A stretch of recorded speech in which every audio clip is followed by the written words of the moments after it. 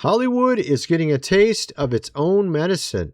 This is Tony. Hope you're all doing well. We got a number of things to get into in this video. We have what Billy Bob Thornton recently said on Hollywood Reporter about what Hollywood is doing and what they thought of Taylor Sheridan. We'll get into that. We got also Dolly Parton, music legend, dies at age 80 today. We'll get into that a little bit.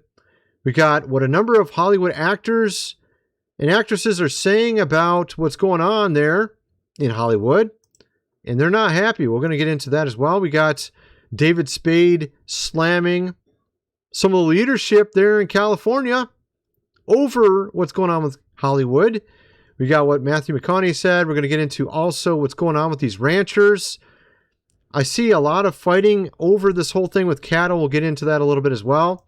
And we're going to get into also how unaffordable things have gotten of recent. We're going to get into a number of stories in that realm as well. Let's just get going here. Let's start with Dolly Parton, who dies at age 80.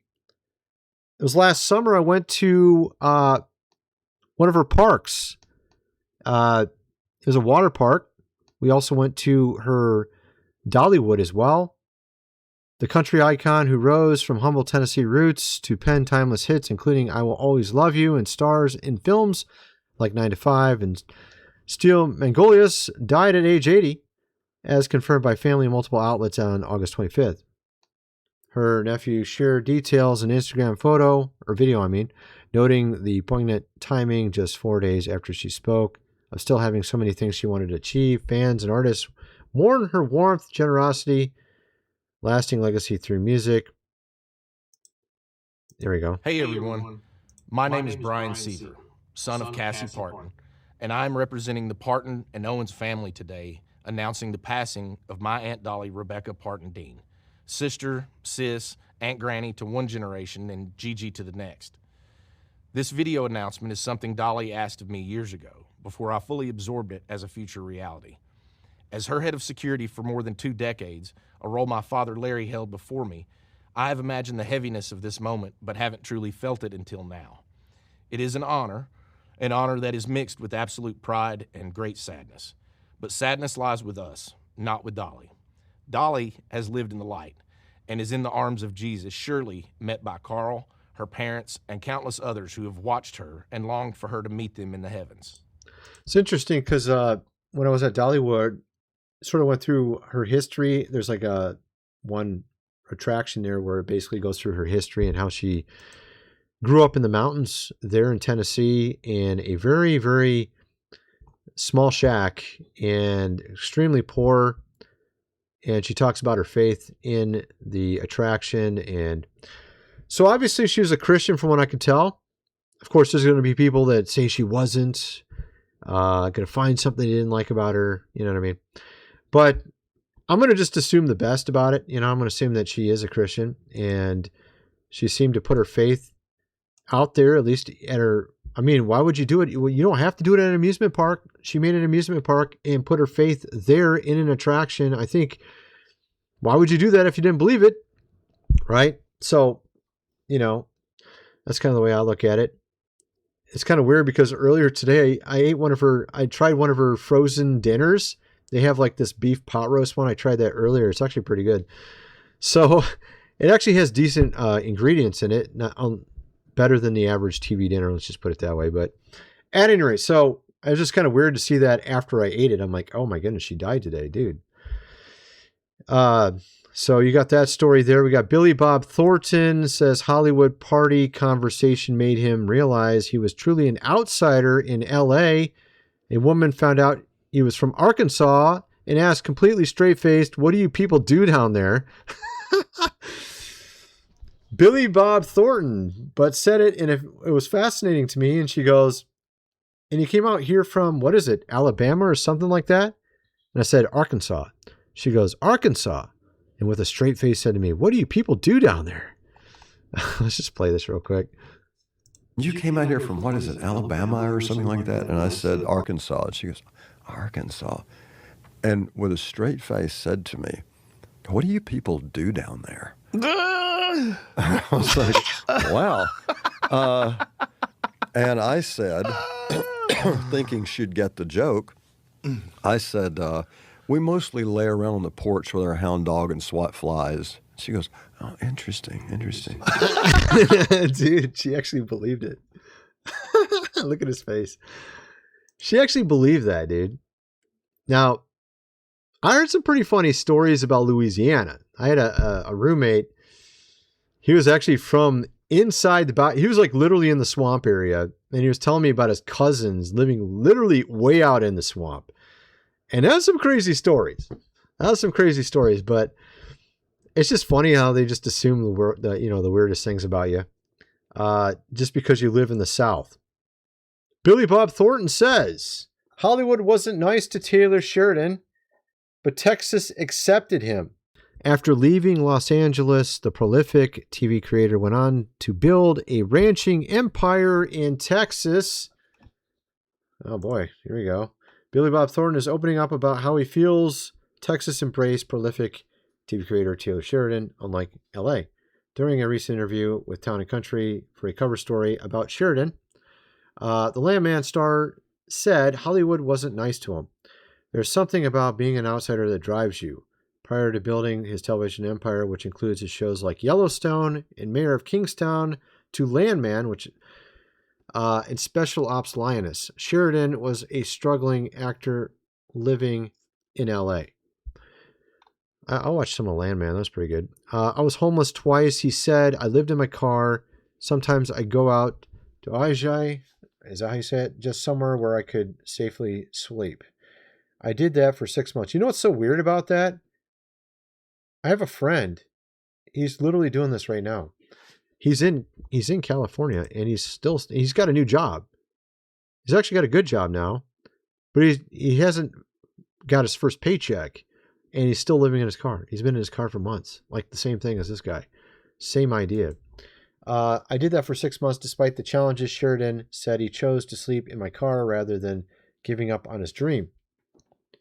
However, after spending roughly 2 decades as a working actor, appearing in shows like Sons of Anarchy, Veronica Mars, his dream slightly changed, where he pivoted to screenwriting, ultimately changing his life. Sheridan told Hollywood Reporter 2023, Hollywood will tell you that what you're supposed to do. If you listen, if you're banging your head against the wall for 20 years like trying to be an actor, maybe you shouldn't be an actor.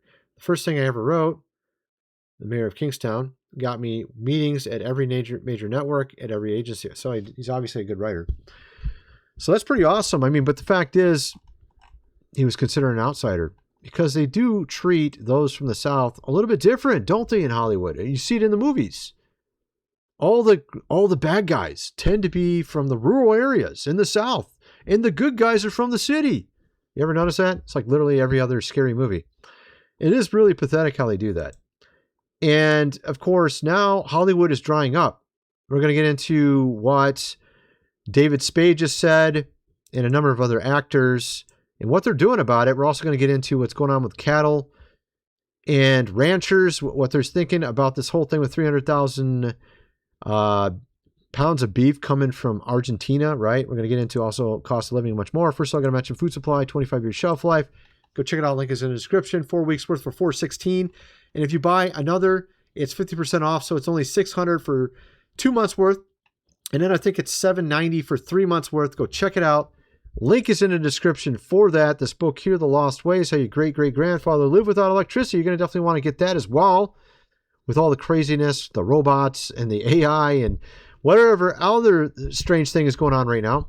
You might want to have this book just in case. You ain't going to be able to get it after the fact. $37, get the printed version. You ain't going to be able to buy that at Walmart or anywhere else. Link is in the description for all those things and also my other social media link below. And I got finally some clips of the game. I might show it in this video. If I do, I'll probably do it right now. If not, I'll show it in the next video because I actually showed it on my other videos. So anyway, let's get back to the video. We have here David Spade and Dana Carvey. Apparently they got a show here on YouTube. I didn't even know it. And here they are talking about what happened to LA. But it blew my mind. It was like, I thought. Dude, I'm so old. I was on the lot at CBS so Radford old. when we were doing Just Shoot Me. Oh, a couple of people remember. And also they were doing Seinfeld. And I'd see him on his bike. It was the greatest lot. Of course, just filed for bankruptcy. The lot, terrifying in L.A. Thanks, Karen Bass. Thanks, Gavin. Your friends. I'm kidding. Whoops. Who? I don't know. I'm just trying to put blame. Oh, yes. It's not just him alone or Dana. There's actually a lot of actors that secretly are not exactly fans of these two people. We know it. Even Leonardo DiCaprio came out. He's not a fan of her either. I bet you all these male actors are totally against these two. Or most of them. I'm really thinking it's a lot of them because they're coming out of the woodwork talking against it now. It's pretty crazy, actually. David Spade slams Gavin and Karen over what's going on with Hollywood's downfall. Comedian said Hollywood industry is dying on his podcast, pointing to California's leadership as the cause. Now, of course, he kind of walks it back a little bit, but not really. He's just trying to be nice during a recent episode of The Fly on the Wall, which he co-hosts with Dana Carvey, 61-year-old actor, comedian. Hollywood industry is dying. And he said he's just trying to put blame somewhere. You got to blame somebody, right? Dude, I'm so old, he said. I was on the lot, CBS Radford, when we were doing Just Shoot Me show, and also we're doing Seinfeld. And I'd see him on the bike. It was the greatest lot. Of course, it just filed big. Yeah, we just heard about that. The amount of productions is dying so that we have to do something so more production comes back. And we do have people now doing that in Texas, apparently. Some of these studios are now showing up in Texas like they want to make a new hub there. And we have a number of actors here, Matthew McConaughey, Billy Bob Thornton, and others. Woody Harrelson, check this out. You ever wonder if this industry of ours is just chasing its own tail? No. I don't wonder. Restrictions, regulations, nickel and diamond productions, political lectures. Hollywood, it's a flat circle wood. Round and round like a record with the sound off. So what, you just want to turn the record off? No. I want to change the tune. You know, I got a CD of Jonas Brothers B-sides. Real deep cuts. Look, this industry's like somebody's memory of an industry. And the memory's fading. I'm talking about a whole new hub for film and television, a renaissance, a rebirth. How about a wholesale takeover? Yeah. Small fraction of Texas budget surplus could turn this state into the new Hollywood. Well, but we're not going to call it Hollywood. We'll call it, like, Fort Worth, Beaumont, Austin, Houston, El Paso, Longview, McAllen, the Alamo. Frankston. Yeah. McConaughey, where are you guys? I'm already on set. Texas has pulled a boatload of money for film incentives last session. And this session, the sky's the limit. No, we heading to Texas, Billy Bob. This is cool, man. Yeah, so it'd be awesome to see more production studio centers open up because clearly a lot of people are not liking all the stuff being put in movies these days, very obviously. And that may be why these lots are drying up, going bankrupt in Hollywood. And of course, we also got this story about what's going on with the U.S. cattle herd. It's at a 75-year low. Ranchers are finally started to make money. That's because the prices are higher. The Packers' response: close the plants and import 300 tons of foreign beef. So the Packers are losing money while the ranchers are making money, apparently, while there's low amounts of cattle. As Barn laid out this week, Wall Street firms like BlackRock and State Street control Packer boards. When profits dip, management gets replaced. The only thing that matters is next quarter's return. So Packers shutter small plants, domestic supply tightens. That's why you had Tyson closing one like a last week, and then they're going to close another one and sell one off in, I think, like a month or two. Imported trims keeps the grinders running for 3 or 4 remaining Packers. and the rancher gets smaller bid and clear signal not to expand. So it's kind of interesting how he's explaining it. I've seen a lot of people explain it both ways. And they can say whatever they want about, making it more efficient. Yeah, and them being part of the community and they want to be blah, blah, blah, blah, blah. It comes down to if they aren't making money, all of that's just pillow talk if they're not making money. Yeah. Yeah, I would say, the chain in one breath. The herd is at a 75-year low from drought and years of losing money. Cattle gets expensive. Ranchers finally profit. Packers are losing $200 a head. So this is what's going on. I mean, this has been going on for a very long time, over a decade. So it's not like it's somebody's, you can't like pinpoint it on, the president or whatever, or even the past one. It's been a long time coming, actually. And the issue, though, is why not put small ranchers at the forefront instead of buying up farmed beef? Maybe put that as a secondary or tertiary, right? And that would allow them to build up the herds more. I've seen people saying it both ways, though. I've seen it, but I think the ranchers tend to be in agreement with what those guys are saying. So I think the ranchers are not too happy. But then you got the Packers. You see who owns them. Yeah, BlackRock, State Street, right? And a lot of it comes back to inflation too. Everything costs so much now. You got to pay employees. You got all these costs for everything up. Energy costs. You got bales of hay cost more. All this stuff costs more, and it adds up.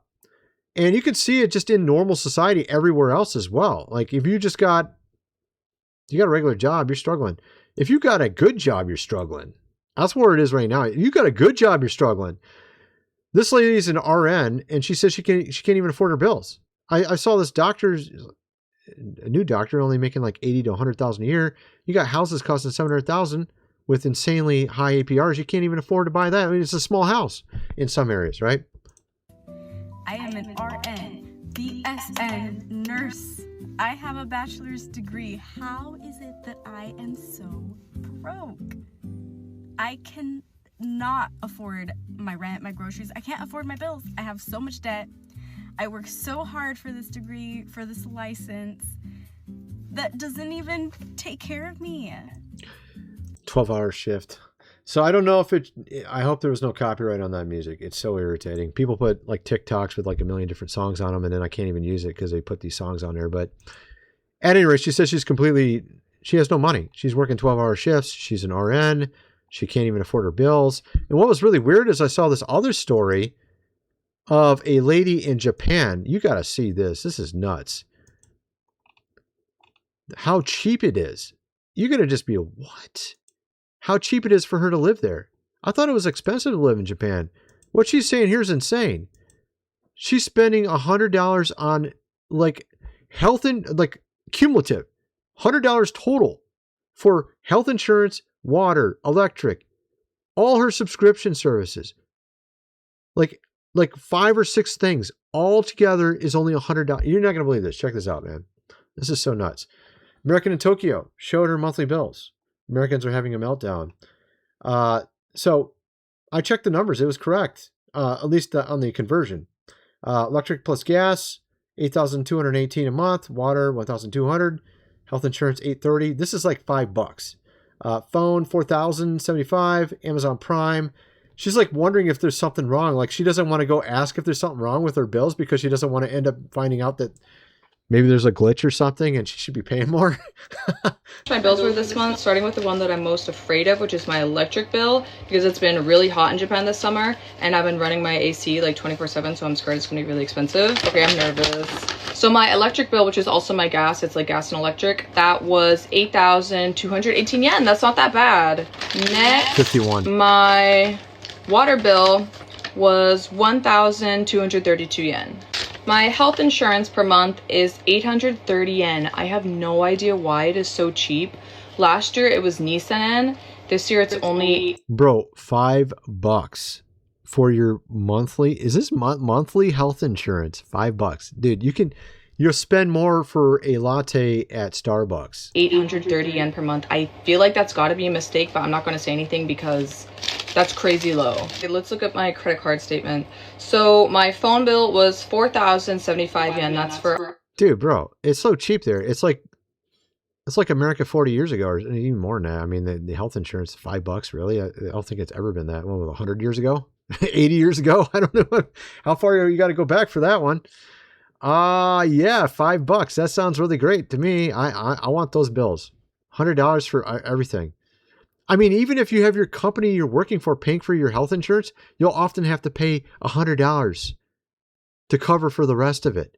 She's paying $5 for her health insurance. $5. Her biggest bill was her electric bill with water for $50 a month. That's crazy low. I don't even believe it, man. It sounds so crazy. Driver shares high gas price gripes as oil costs dip. Americans are venting frustration over gas prices hovering around $4.10 per gallon.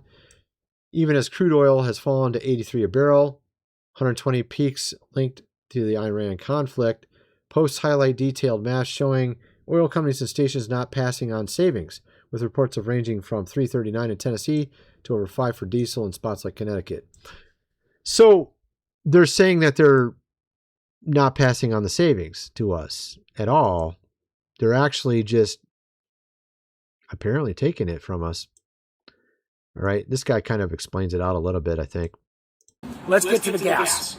You've already heard me expose the reason why gas prices are so high is because ExxonMobil and Chevron have been taking double and quadruple the earnings and the profits than they were of Q2 of last year. That is absolutely true. That's part of it. But that only accounts for about 30 to 50 cents on your gallon of gas. Let's get to the Iran conflict. The Iran conflict also pushed gas up about 20 to 40 cents. Why? Not because of an oil shortage. Not because of that at all. People were still getting their oil from the United States and other places. It's not because of that, okay? It's because refineries are shutting down, and the Iran conflict caused more refineries globally to shut down. But domestically, all of the refineries that shut down in the last 20 years, including all the way up to 2025, were blue state. Wow. So refineries are shutting down. And he says it has to do with environmental issues as to why some of these refineries are shutting down, which is interesting because you got data centers popping up everywhere, and environmentalists where are they at? I hear crickets. And you got people with like brown water next door. I covered that in my other video. There's one going up. Where was that? It was Meta putting up one, Wisconsin, Beaver Dam, right next door, black and brown water. Where's the environmentalists? They only seem to care when it comes to like power plants and things we actually need. Like, power plants, refineries, like things we actually need. Like, I don't think we need data centers really. You know what I mean? Like, why are they okay with that, but not with this stuff? This is like something weird going on there. But last, we got this story about Chris Pratt that just came out a couple days ago. Anna Faris revealed, and she's his ex-wife, that she tries to challenge her religious son. The actress is the mother of 14-year-old Jack with her ex-husband Chris Pratt, who has always spoken openly about his faith. She says, "He's religious. I didn't grow up with religion. He asked me to accept Jesus as my savior, and I told him I'd do anything for him, including that, but it's going to require a lot of long conversations. He's amazing, actually, because I try to challenge him," she said. "I asked, do you think it's a luxury to be pro-life? Do you think that kind of that's a kind of luxury?" He replies, "Maybe," or else I say, "What do you think of that mega pastor who's kind of a con artist?" Well, there's a lot of those. And he says, mega pastors are the worst kind. So I think, okay, he's getting there. And actually, there was just a controversy that just came up about not exactly a mega pastor, but another one sort of in that realm that just got in a scandal. I'll probably cover that in another video. But anyway, that's my video. Kind of wonder what some of you guys think. Let me know in the comment section below. And thanks for watching.